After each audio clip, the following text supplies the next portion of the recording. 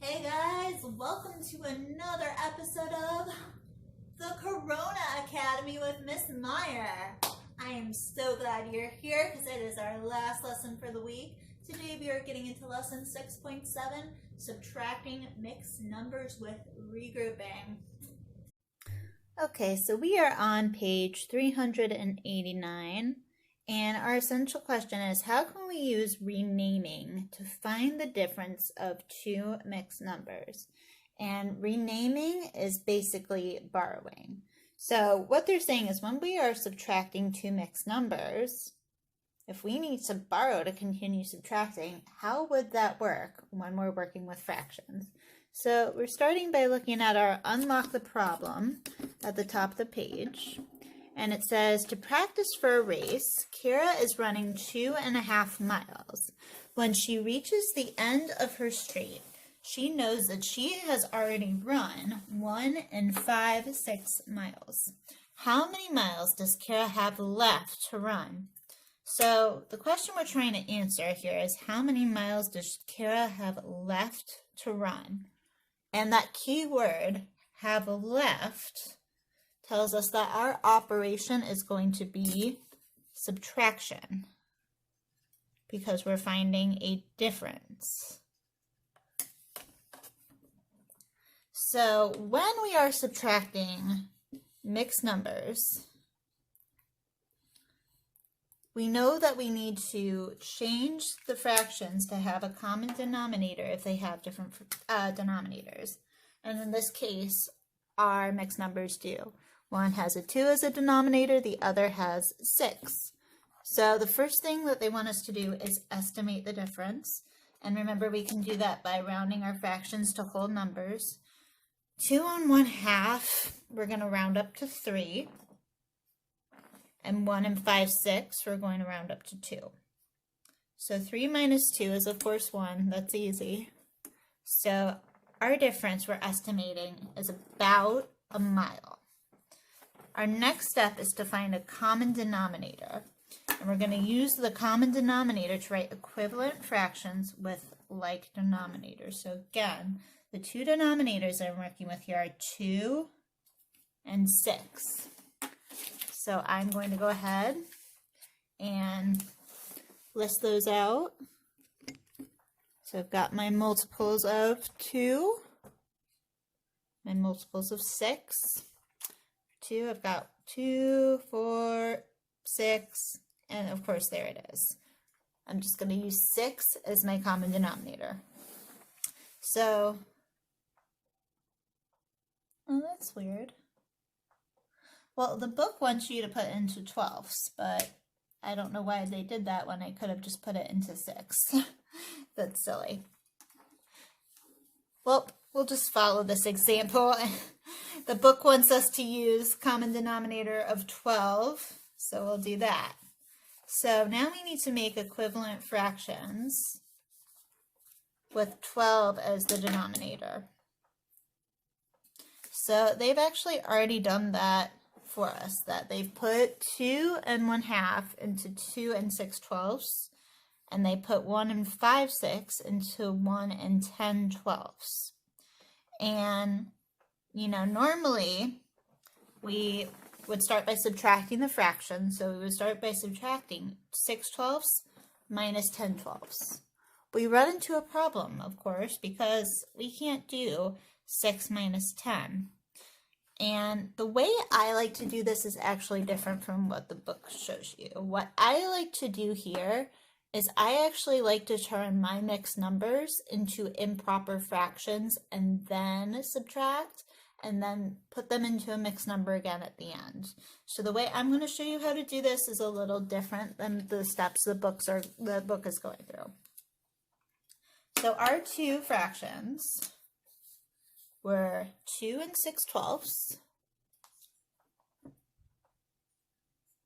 and then we were subtracting 1 10/12. And I'm going to put both of those into improper fractions. Remember that when we put a mixed number into an improper fraction, I multiply my denominator and my whole number, and then I add my numerator. So to start, I'm going to multiply my denominator times my whole number, 12 times 2. That is 24. So 12 times 2, 24. Then I'm going to add my numerator, 6. 24 plus 6 is 30. So that 30 becomes my new numerator, and then I keep my denominator 12. So I've made 2 and 6/12 into 30/12. I'm going to do the same thing with 1 and 10/12. Remember, I start by multiplying my denominator times my whole number. So that's 12 times 1, which is, of course, just 1. Then I'm going to add my numerator, which is 10. And 1 plus 10 is 11. So that 11 becomes my new numerator, and then I leave 12 as my denominator. So now I can easily subtract 30/12 minus 11/12. I know that my denominator of my answer is going to be 12, and then I just subtract my numerators. So I can do 30 minus 11. I can't do 0 minus 1, so I need to borrow. My 3 becomes a 2, and my 0 becomes a 10 with regrouping. Now I subtract.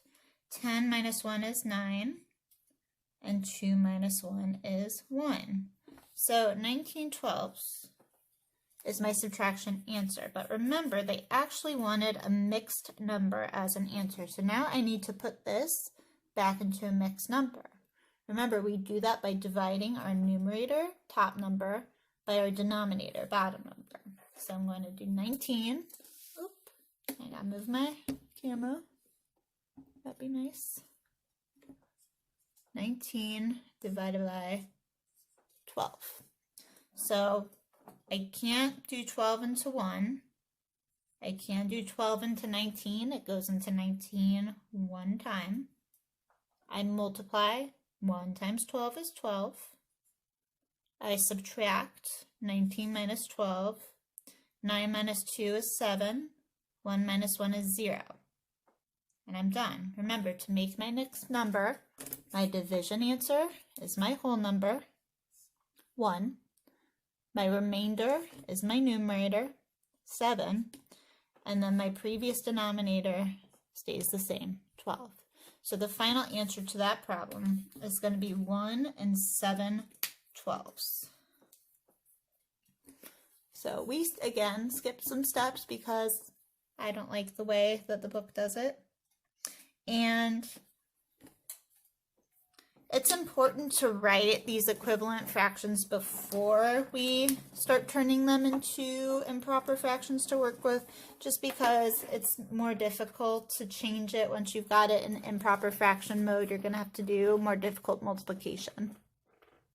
All right, so now we're on page 390, and we're looking at the problem that says another way. And again, I'm not going to follow the steps that they have here because I think this way is more complicated.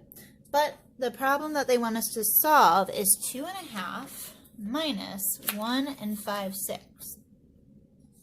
And so the first thing I'm going to do is figure out what my common denominator is. So right now my two denominators are 2 and 6.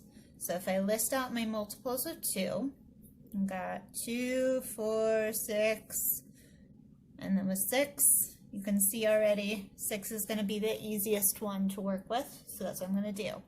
So the first thing I'm going to do is put each of my fractions into improper fractions, and then I'm going to convert them into equivalent fractions with 6 as the denominator. So I'm starting with 2.5. Remember, to make it into an improper fraction, I multiply the denominator times the whole number, I add the numerator, and that becomes my new numerator. Then I keep my denominator the same. So I'm starting by multiplying 2 times 2, which is 4. Add my numerator, which is 1. 4 plus 1 is 5.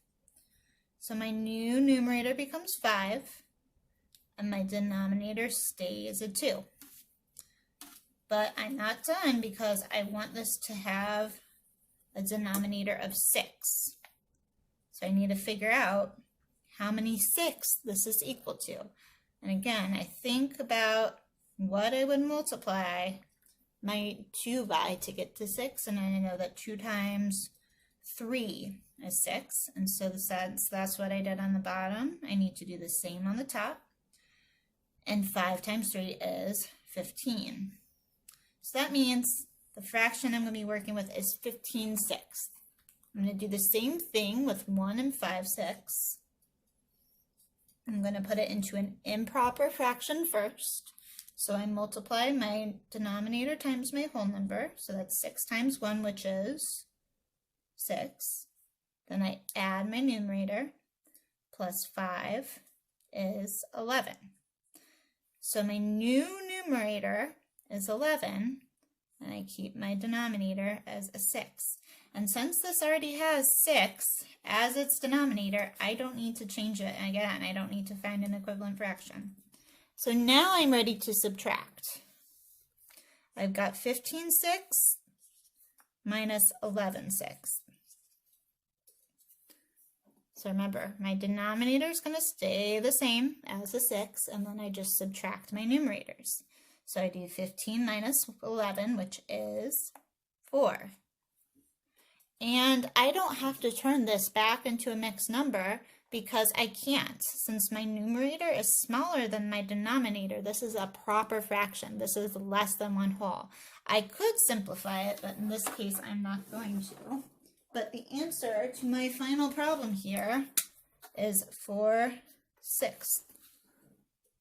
All right, so now we're looking at the share and show section at the bottom of page 390. And they want us to first estimate, then find the difference and write it in simplest form. Again, if you don't feel comfortable simplifying right now and you're just struggling to get the steps with the subtraction down, don't worry about simplifying. Don't make it harder than it needs to be for yourself. If you want the challenge of simplifying, go ahead. But I'm going to start with estimating. And remember, this is where I round my fractions to whole numbers. 4½ is pretty close to 5. And 3 4/5 is pretty close to 4. And 5 minus 4 is, of course, 1. So we're estimating that our difference is about 1 whole. I'm going to zoom in a little bit here. Okay, so remember, the first thing we need to do is figure out what our common denominator is. And I've got 2 and 5 as my denominators. So I'm going to list out those multiples.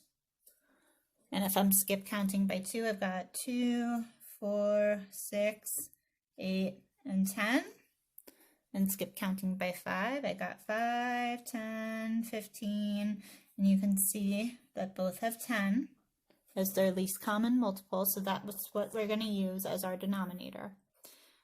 My next step is to put both of my fractions into improper fractions. So I start with 4½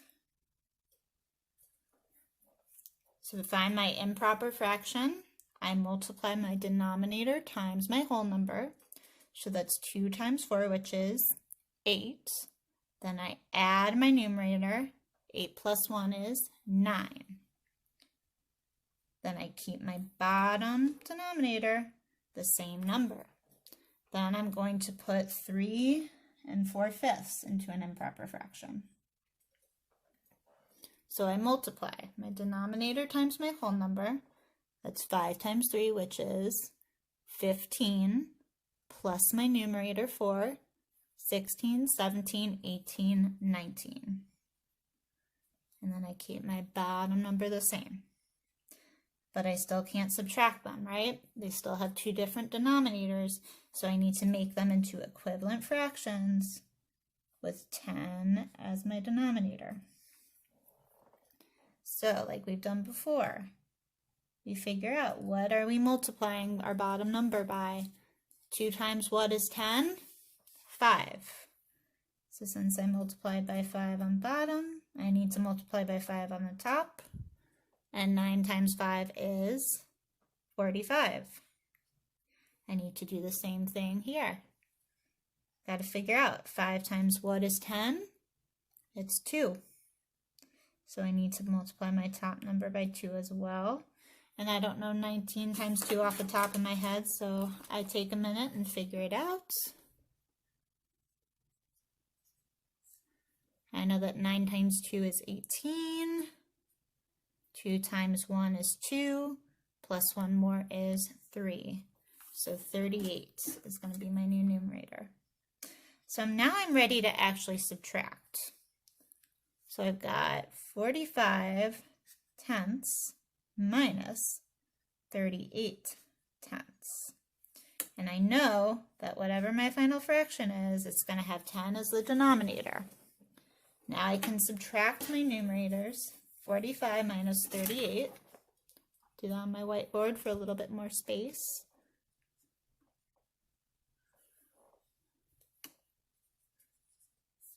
I can't do 5 minus 8, so I have to borrow. My 4 becomes a 3, and my 5 becomes 15.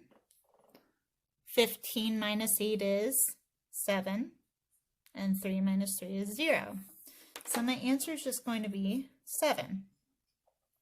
So again, I don't need to put this into a mixed number because it's a proper fraction. The top number is smaller than the bottom number, so it is not greater than 1 whole. So my final fraction is going to be 7 tenths, which is fairly close to 1 whole. So my estimate of 1 was pretty good. All right, I'm looking at number 2 now, and now I've got 9 1/6 minus 2 3/4, and I'm going to estimate first. 9 1/6 is closer to 9 than it is to 10, and 2 3/4 is pretty close to 3. So 9 minus 3 is 6. So 6 is going to be my estimate. Now remember, next step is to find my common denominator. I've got 6 and 4 as my 2 denominators. So I list out my multiples. So if I'm skip counting by 4, I've got 4, 8, 12, 16, 20. And skip counting by 6, I've got 6, 12, 18, and you can already see both have 12. So 12 is going to be my common denominator. Now I need to turn each of my fractions into improper fractions. So I'm going to start with 9 1/6. Remember, I multiply denominator times whole number. 9 times 6 is 54. Then I add my numerator, 1. 54 plus 1 is 55. And I leave my denominator the same. Then I'm going to find 2 3/4. I'm going to separate that just so we know which problem is which. I start by multiplying my numerator times my whole number.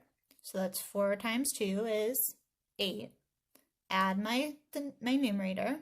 8 plus 3 is 11. And keep my denominator the same. So that was step 3. Turn each fraction into an improper fraction. Step number 4 is make each of these equivalent fractions with that common denominator we chose. So I want each of them to have 12. I'm going to rewrite this one down here as the denominator. I'm going to start with 9 1/6 or 55 6 as we found. So I want this to have a denominator of 12. I'm thinking, what do I multiply 6 by to get to 12? I multiply it by 2, right? So then I need to multiply 55 by 2 as well. And again, not something I can find on the multiplication table, but we know how to multiply whole numbers in 5th grade. So I do 5 times 2, that's 10. And 5 times 2 again is 10, plus 1 more is 11. So my new numerator here is going to be 110 over 12. My next one, I just brought this 11/4 down here just so I had more room to write. I want to figure out, what do I multiply 4 by to make it 12? And that's 3. So I would do the same thing on the top. 11 times 3, which is 33. So now I'm ready to subtract, and my problem is 110 twelfths minus 33 twelfths. We know that's going to equal something over 12, since we keep our denominator the same, and we just need to subtract our numerators. I'm subtracting 110 minus 33. I can't do 0 minus 3, so I need to borrow. This becomes a 0 and a 10. 10 minus 3 is 7. Now again, I can't do 0 minus 3. I got to borrow again. This becomes a 0, and now my 0 becomes a 10. 10 minus 3 again is 7.